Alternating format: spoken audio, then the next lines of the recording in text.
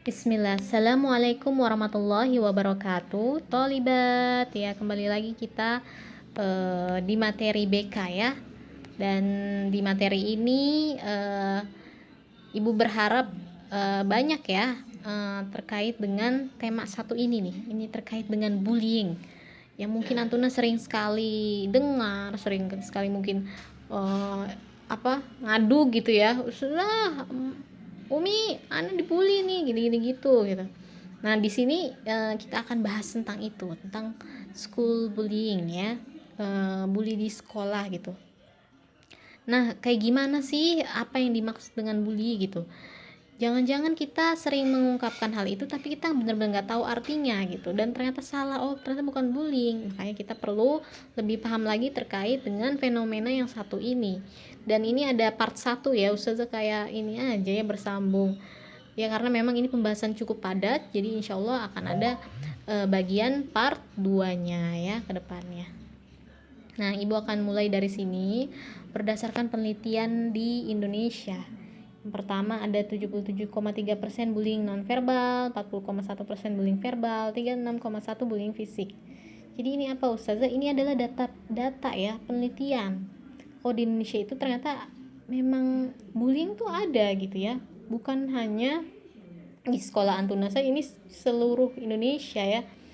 Dan yang paling tinggi ternyata bullying kategori apa sih? Oh, bullying nonverbal, baru ada bullying verbal dan bullying fisik. Bedanya apa Ustazah? Nanti insya Allah akan dijelaskan di slide selanjutnya. Nah, lanjut. Di sini ada penelitian juga terhadap 2008, ini ya, penelitian tahun 2008 terhadap 1.500 pelajar SMP dan SMA di Jogja, Jakarta, dan Surabaya. Dan ternyata setelah diketahui hasilnya 67%, ini cukup besar ya, 67%, setengahnya lebih dari 1.500 itu mengaku bahwa di sekolah mereka itu pernah terjadi bullying. Pelakunya itu kakak kelas, teman, adik kelas, guru, kepala sekolah, hingga preman sekolah. Nauzubillah min zalik ya. Semoga sekolah kita dihindarkan dari fenomena yang ini ya, memprihatinkan ini gitu. Nah, setelah Ibu jabarkan tadi, oh ternyata memang bullying itu nyata ya di Indonesia gitu fenomenanya. Bahkan mungkin di luar juga ya ada kasus seperti ini. Nah, Antuna sekarang akan Ibu terangkan terkait dengan pengertiannya. Jadi bullying itu apa? Bullying itu perilaku agresif dan negatif seseorang atau sekelompok orang secara berulang kali dengan menyalahgunakan ketidakseimbangan kekuatan untuk menyakiti korban secara mental, fisik, maupun seksual. Nah, maksudnya gimana sih Ustazah di sini bullyingnya itu? Oh, jadi kalau dari pengertian ini, Antuna bisa pahami bahwa bullying itu adalah perilaku. Bullying adalah perilaku ya. Perilaku siapa? Seseorang atau sekelompok orang. Jadi bisa hanya dari satu orang, bisa dari grup gitu ya. Nggak harus grup aja, satu orang juga bisa. Secara berulang kali dan menyalahgunakan keseimbangan kekuatan gitu. Dan ada kata-kata berulang kali ya. Kalau sekali saja gimana? Kalau sekali saja bisa jika membuat korbannya merasa ketakutan secara permanen. Yang ada nih di paragraf kedua ya. Kalau sekali saja bisa dikategorikan bullying, bisa. Kalau membuat korbannya merasa ketakutan secara permanen. Jadi hati-hati ya kalau kita bertindak, berperilaku sama teman-teman kita ternyata itu agresif. Mungkin gak berulang kali tapi hanya sekali saja, tapi membuat teman Antuna ketakutan permanen, yaitu Antuna sudah melakukan bullying gitu. Nah, jadi gitu ya, perilaku agresif yang berulang kali menyalahgunakan ketidakseimbangan kekuatan.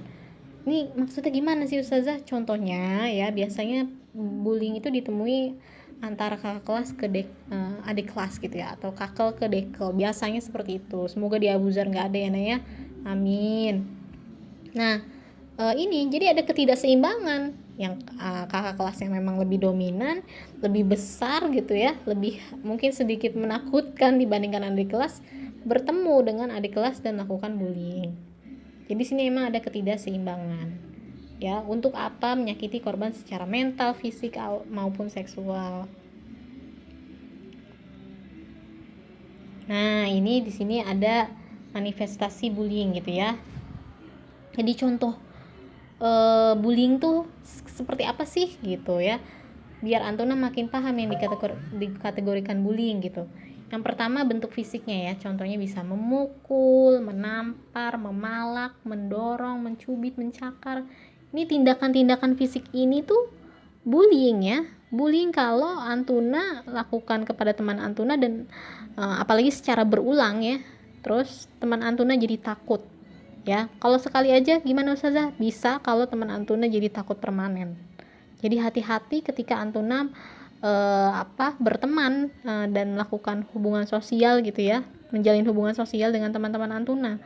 Jangan sampai ini sering mukul, nampar, malak. Ini Antuna udah bullying loh. Ya, sudah bullying kalau teman Antuna ini ketakutan gitu. Ya. Kalau orang yang nggak ketakutan Ustazah biasa aja, tetap dikategorikan sebagai bullying ya, karena sudah melakukan perilaku yang agresif gitu ya. Nah, lanjut ada tentang bentuk verbal. Nah, bentuk verbal kayak gimana Ustaz? Contohnya memaki ya, dimarah-marahin atau dihujat ya, difitnah, mengejek, mengancam. Ini nih contoh-contoh bullying nih gitu ya. Banyak ya ternyata ya, bukan hanya tentang memukul, menampar, ternyata verbal juga ada, maki, memfitnah, mengejek, mengancam. Ini masuk ke bullying ya. Lalu yang sifatnya psikologis ya, bisa juga ada tentang mengintimidasi, mengucilkan, mengabaikan, dan mendiskriminasi ya. Jadi ini adalah contoh-contoh dari manifestasi bullying. Bentuk konkretnya, bentuk realnya tuh bullying tuh kayak gini nih. Jadi ibu berharap setelah Antuna tahu, Antuna lebih ini lagi ya, lebih aware lagi terkait dengan perilaku Antuna kepada teman-teman Antuna ya. Jangan sampai kita nggak aware terkait hal ini, jadi asal saja ketika berteman gitu. Jangan sampai kita jadi pelaku bullying yang nggak kita sadari dengan diri kita sendiri gitu ya. Nah, lanjut, konsekuensinya apa sih kalau ada yang kena bullying Ustazah?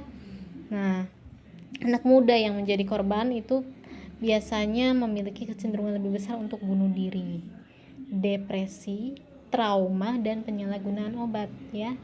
Nah, ini subhanallah ya. Jadi ini korbannya nggak main-main nih ya. Kalau misalkan ada yang sering misalkan sering dipukul gitu di sekolah, ini dia punya kecenderungan lebih besar untuk bunuh diri, untuk depresi, trauma, dan menyalahgunakan obat. Jadi hati-hatilah dalam menjalin hubungan sosial dengan teman-teman Antuna ya. Jangan sampai Antuna jadi pelaku bullying dan korbannya teman Antuna sampai depresi, jangan ya. Apalagi kita sudah sekolah sunnah, insyaallah banyak ya nasihat-nasihat ustazah terkait berteman dengan teman secara baik ya, dengan ahsan seperti itu. Nah lanjut, tadi anak muda, sekarang anak baik ya. Anak baik yang menjadi pelaku atau korban cenderung mengembangkan sikap bermusuhan dibandingkan dengan anak lain. Jadi anak baik pun bisa kena gitu ya. Kalau dia jadi korban atau pelaku, dia biasanya sikapnya sering bermusuhan gitu. Karena di satu sisi kalau jadi pelaku gitu ya, dia mau menunjukkan kekuasaannya gitu. Kalau jadi korban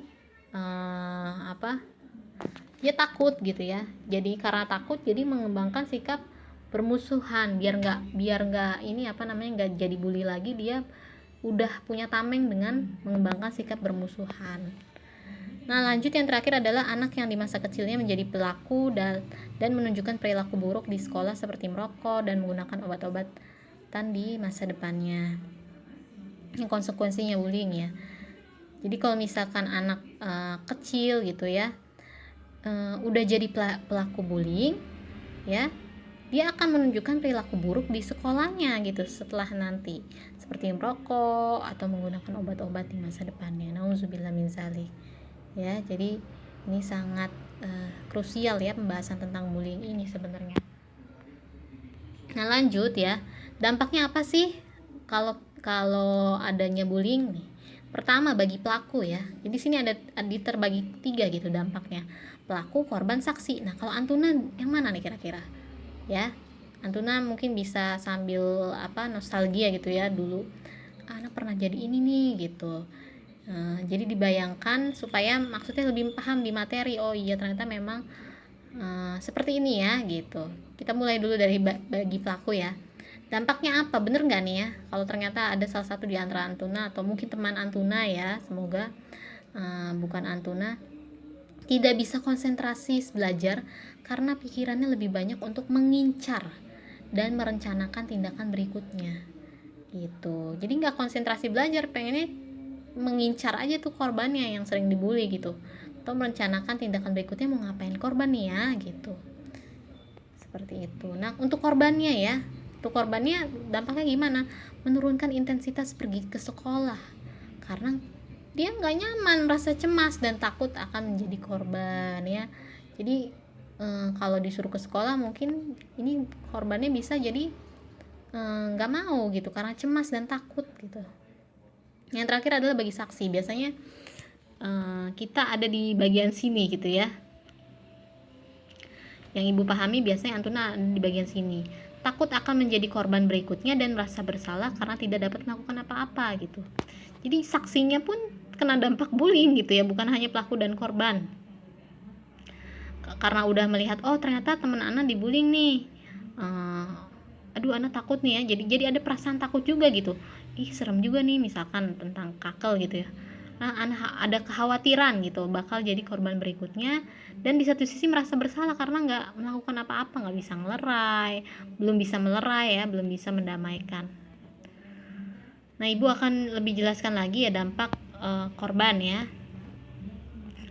Yang pertama, merasa menderita pasti ya, jadi males datang ke sekolah karena nggak nyaman gitu, sering dibully, terus kehilangan kepercayaan dan konsep diri, orang yang nggak pedean, dan jadi menyalahkan diri sendiri atas kejadian bullying yang sudah terjadi. Ini hampir hampir mau dikategorikan dengan depresi kalau menyalahkan diri sendiri ya. Nah, lanjut adalah kehilangan konsentrasi belajar, nggak bisa fokus gitu. Lalu gejala stres ya, dan membahayakan kehidupan mereka sampai mengarah pada kematian. Ini bener ya, jangan main-main karena kasus bullying itu banyak yang berujung pada kematian, bunuh diri. Jadi jangan sampai kita nggak aware terkait hal-hal begini ya, terkait bullying ya. Jangan sampai jadi pelaku, dan semoga kita juga dijauhkan dari korban ya, menjadi korban ataupun saksinya. Nah, yang terakhir adalah mengapa sih bullying itu bisa terjadi gitu ya? Kenapa ternyata ada kesempatan untuk terjadinya bullying itu? Lalu ada anak yang merasa dominan atau memiliki harga diri atau konsep diri yang rendah di sekolah dan memiliki karakter agresif, bisa disebabkan karena pengalaman atau pola asuh keluarganya yang kurang sesuai. Jadi kenapa bullying bisa terjadi? Karena ada kesempatan gitu ya, ada kesempatan yang memungkinkan gitu. Apalagi di sekolah ya, mungkin guru-guru nggak bisa ngawasin 24 jam di sekolah, tapi mungkin pas istirahat gitu ada kesempatan bertemu dengan kakel, dekel. Nah, bisa jadi ada potensi bullying di sana ya. Semoga sekolah kita tidak ya, dijauhkan. Lalu setelah itu anak yang merasa dominan atau memiliki harga diri atau konsep diri yang rendah di sekolah. Jadi ini nih, kalau kita punya harga diri atau konsep diri yang rendah ya, maksudnya suka nggak pede gitu ya, ini bisa jadi korban bullying gitu. Makanya kita harus meningkatkan konsep diri kita ya. Jangan sebisa mungkin harus cukuplah, jangan rendah sekali ya. Kita harus pede supaya tidak jadi korban bullying ya gitu. Dan juga ada juga yang memiliki karakter agresif, memang orang yang sudah agresif ustazah gitu ya. Nah, itu bisa jadi penyebabnya karena karakter seseorang yang disebabkan karena pengalaman atau pola asuh keluarganya yang kurang sesuai. Lalu yang kedua, minimnya pengawasan dan rendahnya kepedulian sekolah terhadap perilaku siswi-siswinya. Nah ya, makanya Insya Allah sekolah berusaha ya untuk apa namanya mencegah adanya perilaku-perilaku seperti ini.